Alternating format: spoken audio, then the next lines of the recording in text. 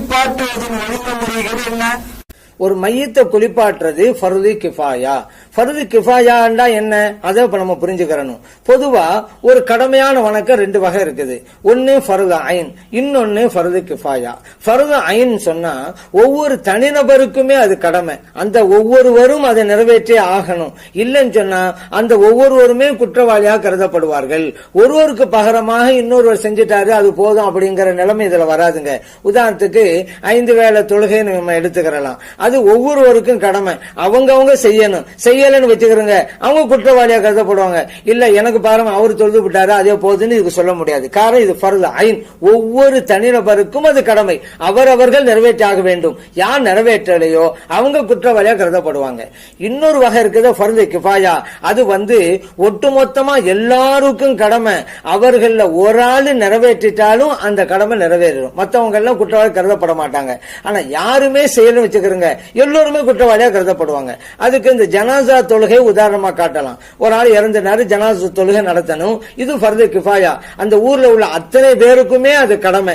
அதுல யாருமே தொழுகல அப்படின்னு சொன்னா எல்லோருமே குற்றவாளியா கருதப்படுவாங்க. அவங்கள ஒரு ஆளு தொழுதட்டா கூட மற்றவர்கள் எல்லாம் அந்த குற்றத்திலிருந்து நீங்கிருவாங்க. ஆனா நன்மை தொழுதவருக்கு தான் கிடைக்கும். அந்த மாதிரி தாங்க மையத்தை குளிப்பாட்டுறதும் ஃபர்து கிஃபாயா. ஊர்ல உள்ள அத்தனை பேரு மேலேயும் கடமை, ஆனா அவங்கள யாரா ஒரு ஆள் நிறைவேற்றிட்டாலும் மத்தவங்க எல்லாம் அந்த கடமையிலிருந்து நீங்கிருவாங்க. ஆனா நன்மை யாருக்கு கிடைக்கும், அந்த குளிப்பாண்டவங்களுக்கு தான் கிடைக்கும். அப்படிங்கறத நம்ம புரிஞ்சு கொள்ளணும். இந்த மையத்துல ஆண் மையத்தாக இருந்தா ஆண்கள் குளிப்பாட்டணும், பெண் மையத்தாக இருந்தா பெண்கள் குளிப்பாட்டணும். அதே நேரத்துல சின்ன பிள்ளைன்னு வச்சுக்கிறோங்களேன், இதுல ஆண் பெண்ணுங்கிற வித்தியாசம் பார்க்க தேவையில்லை.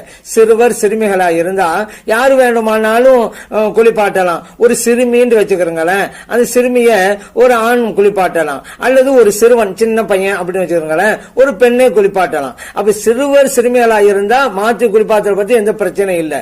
ஆனா பெரியவங்களாக இருந்தா ஆண் மையத்தாக இருந்தா ஆண்கள் தான் குளிப்பாட்டணும், பெண் மையத்தாக இருந்தா பெண்கள் தான் குளிப்பாட்டணும். அப்படிங்கறத நாம் புரிந்து கொள்ள வேண்டும்.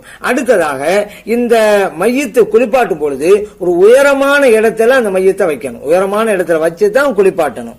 மேலும் குளிப்பாட்டுகின்ற போது அந்த மையத்தின் மேலே இருக்கிற துணிகளை அகற்ற வேண்டும். அவுரத்தினுடைய இடத்தை தவிர மறைக்கப்பட வேண்டிய இடங்கள் இருக்குதுல அவுரத்து, அந்த இடத்துல துணி இருக்கத்தான் வேணும். மீதம் உள்ள இடங்கள்ல துணி அகற்றிட்டு தண்ணி ஊத்தி குளிப்பாட்டணும். நமது நாயகம் ஸல்லல்லாஹு அலைஹி வஸல்லம் அவங்களுக்கு மட்டும்தான் இதுல விதிவிலக்கு. ஸல்லல்லாஹு அலைஹி வஸல்லம் அவங்க இந்த உலகத்தின் பிறந்ததுக்கு பின்னால அவர்களை குளிப்பாட்டப்பட்டது அவருடைய மேனியிலே இருந்த எந்த ஒரு உடையும் அகற்றப்படாமல் குளிப்பாட்டப்பட்டது. ஏன்னா ஸல்லல்லாஹு அலைஹி வஸல்லம் ரூஹ் பிரிஞ்ச உடனே அங்கிருந்த தோழர்கள்லாம் எப்படி குளிப்பாட்டுறது அப்படிங்கிற ஒரு பிரச்சனையில பஹது பண்ணிக்கிட்டு இருந்தாங்க. அவங்க மத்தியில கருத்து பரிமாற்றம் பண்ணிக்கிட்டு இருந்தாங்க. இந்த அப்ப திடீர்னு எல்லோரும் தூங்கிட்டாங்க. இந்த நேரத்துலதான் வீட்டின் ஒரு பகுதியில இருந்து ஒரு அசரீர சப்தம் கேட்டது. அவர்களுடைய உடை அப்படியே இருக்கவே நீங்கள் குளிப்பாட்டுங்கள் அப்படின்னு. அதுக்கு பிறகுதான் அலி ரலியல்லாஹு அன்ஹு குளிப்பாட்டினாங்க. ஸல்லல்லாஹு அலைஹி வஸல்லம் ஆடை அப்படியே தான் இருந்தது. அது கண்மணி நாயகம் ஸல்லல்லாஹு அலைஹி வஸல்லம் அவர்களுக்கு மட்டுமே இருக்கக்கூடிய பிரத்யேகமான சிறப்பு. மற்றவங்களுக்கெல்லாம் ஆடையை அகற்றி குளிப்பாட்டணும். ஆனா அவுரத் என்று சொல்லப்படக்கூடிய கட்டாயம் மறைக்கப்பட வேண்டிய அந்த இடத்தில் ஆடை கட்டாயம் எல்லாருக்கும் இருக்கணும், அது மறைச்சுதான் இருக்கணும். அப்படிங்கறத நாம் அறிந்து கொள்ள வேண்டும். அடுத்ததாக யார் குளிப்பாட்டாரோ அவர் தன்னுடைய கையில ஒரு துணிய சுத்தி கொள்ளணும், அல்லது கையுறை மாட்டிக்கிறலாம். ஏன்னு கேட்டா இவர் குளிப்பாட்டும் போது வெட்கத்தலத்தை எல்லாம் சுத்தம் செய்யக்கூடிய சூழ்நிலையும் கட்டாயம் இவருக்கு ஏற்படும். இந்த நேரங்கள்ல வெட்கத்தலத்தை தொடுவதுங்கிறது ஹராம் நம்முடைய மார்க்கத்துல. அதனால கைகள்ல கையுறை அணிந்து கொள்ள வேண்டும், அல்லது துணியை சுத்தி கொள்ள வேண்டும். இதுவும் யார் குளிப்பாட்டாரோ அவர் கடைபிடிக்க வேண்டிய ஒழுங்குமுறை அப்படிங்கறத நாம் கவனத்திலே கொள்ள வேண்டும். யாரு குளிப்பாட்டுறாங்களோ அந்த இடத்துல மிக தேவையானவர்கள் மட்டும்தான் இருக்கணும். எல்லாரும் அங்க கூடக்கூடாதுங்க. சில இடங்கள்ல இப்படி ஒரு தவறான நடைமுறை இருக்குது. குளிப்பாட்டு இடத்துல அப்படி கூட்டமா நின்றுக்குறாங்க. அப்படி இருக்கக்கூடாது. யார் அவசியமா அங்க இருக்கணுமோ அந்த குளிப்பாட்டுறதுக்கு உதவி செய்வதற்கு அவர்கள் மட்டும்தான் அங்க இருக்கணும், மற்றவர்கள் இல்லாமல் இருக்க வேண்டும். அப்படிங்கறதையும் நாம் அறிந்து கொள்ள வேண்டும். அப்ப குளிப்பாட்டக்கூடியவர் குளிப்பாட்டும் பொழுது அந்த மையத்தினுடைய வயிற்று பகுதியை ஒரு சிறிது கொஞ்சம் அழுத்த செய்யணும்.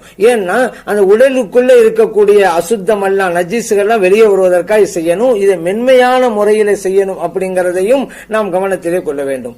அடுத்ததாக ஒது செய்யணும், அந்த மையத்துக்கு ஒது செய்யணும். ஏன்னா நாம் ஸல்லல்லாஹு அலைஹி வஸல்லம் சொன்னாங்கல்ல, யார் இந்த உலகத்தில் ஒது செய்யறாங்களோ அவர்களுடைய முகம், அவருடைய கைகள், அவருடைய கால்கள் எல்லாம் மறுமையிலே ஒளிமயமாக இருக்கும், பிரகாசித்துக் கொண்டிருக்கும் சொன்னாங்கல்ல. அந்த சிறப்பு என் உம்மத்துக்கு இருக்கு என்று நபி நாம் ஸல்லல்லாஹு அலைஹி வஸல்லம் சொன்னாங்க. அதை வைத்துத்தான் மறுமையிலே கோடிக்கணக்கான மக்களுக்கு மத்தியில என்னுடைய உம்மத்தை நான் அடையாளம் கண்டு கொள்வேன் அப்படின்னு கூட நபி நாம் ஸல்லல்லாஹு அலைஹி வஸல்லம் சொல்லி இருக்கிறாங்க. அந்த சிறப்பை இறந்து போன மையத்து பெறணுங்கிறதுனால நம்ம உதவி செய்யணும் அந்த மையத்துக்கு. அடுத்து உதவி செய்யும் பொழுதும் சரி, அதே போல குளிப்பாட்டுகின்ற போதும் சரி, வலது பாகத்தை முற்படுத்த வேண்டும். இப்போ நம்ம தண்ணி ஊத்துறோமா, வலது பாகத்தை ஃபர்ஸ்ட் ஊத்தணும், அப்புறம் இடது பாகம். கால்களாக இருந்தாலும் சரி, கைகளாக இருந்தாலும் சரி, கழுகின்ற போது இந்த நடைமுறையை கையாள வேண்டும். அடுத்ததாக 3 முறைகள் தண்ணீர் ஊற்றி கழுக வேண்டும். இப்போ 3 தடவை ஊத்தணும், பத்தாது, இன்னும் அதுக்கு மேலையும் தண்ணி ஊத்துங்கிற சூழ்நிலை வந்தா 5 தடவையாக ஆக்கிக் கொள்ள வேண்டும். சரி, 5 தடவையும் தண்ணி ஊத்தி இன்னும் சரி வரல, இன்னும் கழுவுன்னு சொன்னா 7 தடவை ஆக்கிக் கொள்ள வேண்டும். அப்ப எந்த அளவுக்கு தேவையோ அந்த அளவுக்கு அதிகப்படுத்திக் கொள்ளலாம், தண்ணீர் ஊற்றி அதை நம்ம குளிப்பாட்டலாம். ஆனா ஒற்றைப்படையில் இருக்க வேண்டும். இதை நபி நாம் ஸல்லல்லாஹு அலைஹி வஸல்லம் அவர்கள் சொல்லி காட்டுகிறார்கள். அவர்களுடைய அருமை மகளார் ஸைனப் ரலியல்லாஹு அன்ஹா இந்த உலகத்தில் மறைந்த பின்னால பெண்கள் எல்லாம் அவங்களை குளிப்பாட்டி இருக்கும் போது அந்த பெண்களுக்கு சொன்னாங்க, ஒற்றைப்படையிலே நீங்க குளிப்பாட்டுங்க அப்படின்னு சொன்னாங்க. ஏன்னா நபிகள் நாயகம் ஸல்லல்லாஹு அலைஹி வஸல்லம் அவர்கள் பல்வேறு வணக்கங்களை சொல்லி தரும்போது அதை 3ஆக செய்யுங்க அப்படின்னு இருக்கிறாங்க. இப்ப நம்ம தொழுகையில கூட பாருங்க, தஸ்பீஹாத் செய்யறோம், 3 தடவைகள் தான். அதே போல நபிகள் நாம் ஸல்லல்லாஹு அலைஹி வஸல்லம் சொல்லி இருக்கிறாங்க, அல்லாஹு தஆலா ஒற்றைப்படையானவன், ஆகவே அவன் ஒற்றைப்படையை விரும்பவும் செய்கிறான் அப்படின்னு சொல்லி இருக்கிறாங்க. அதனாலதான் இங்கே ஒற்றைப்படையாக ஆக்கிக் கொள்வது சாலை சிறந்தது அப்படிங்கறத நாம் கவனத்திலே கொள்ள வேண்டும். இன்னொன்று, அந்த குளிப்பாட்டப்படுகின்ற மையத்து பெண்ணாக இருந்தா அவருடைய தலைமுடியில் இருக்கக்கூடிய பின்னல்களை நாம் அதை அவிழ்த்து விட வேண்டும். அப்பதான் அந்த முடிகளுக்குள்ளே எல்லாம் தண்ணீர் போய் சேரும். அப்படிங்கறதுனால அந்த பின்னல்களை எல்லாம் நீக்கி விட வேண்டும். ஏன்னா உடல் முழுவதும் தண்ணீர் பட வேண்டும், அப்பதான் அந்த குளிப்பு நிறைவேறும். அதற்காக இப்படி செய்ய வேண்டும் அப்படிங்கறதையும் நாம் கவனத்திலே கொள்ள வேண்டும். அடுத்து மையத்தை குளிப்பாட்டியாச்சுன்னு வச்சுக்கிறோங்க, மென்மையான சுத்தமான துணியினால அந்த மையத்தை தொட்டு தொட்டு அதை துடைத்து எடுக்க வேண்டும் அப்படிங்கறத புரிந்து கொள்ள வேண்டும். அதற்கு பிறகு அந்த மையத்துல நாம் ஒரு நறுமணத்தை வைக்க வேண்டும். நம்ம ஊர்வலம் எல்லாம் இருக்குது, பழமணம் அப்படின்னு சொல்லுவாங்க. அதே போல ஹனூத்துங்கிற வார்த்தையை நம்ம ஹதீஸ் எல்லாம் பார்க்கிறோம். அந்த அரபு நாட்டில் ஹனூத்துங்கிற வார்த்தை தான் உபயோகத்தில் இருந்தது. அதுக்கு என்ன அர்த்தம் அப்படின்னு கேட்டா, இப்ப நம்ம சொல்றோம்ல பழமணம்னு தமிழ்ல, அதே தான். பல வகையான வாசனை திரவியங்களை ஒன்று திரட்டின ஒரு தொகுப்பு திரவியத்துக்கு தான் அந்த பழமணம் அப்படிங்கிறது.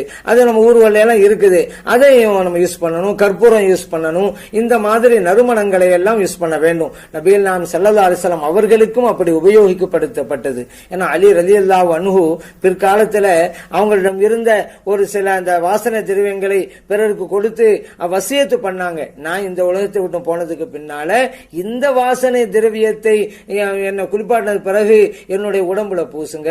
இது எப்படிப்பட்ட தெரியுமா, நபிகள் நாம் ஸல்லல்லாஹு அலைஹி வஸல்லம் அவங்களை குளிப்பாட்டினதுக்கு பின்னால அவர்களுடைய உடம்புல வாசனை திரவியத்தை நான் வச்சேன்ல, அதுல மீதம் இருந்தது இது, அது என்னுடைய உடம்புல வைக்கப்படணும் என்று வசியத்து செஞ்சாங்க அலி ரலியல்லாஹு அன்ஹு அவர்கள்.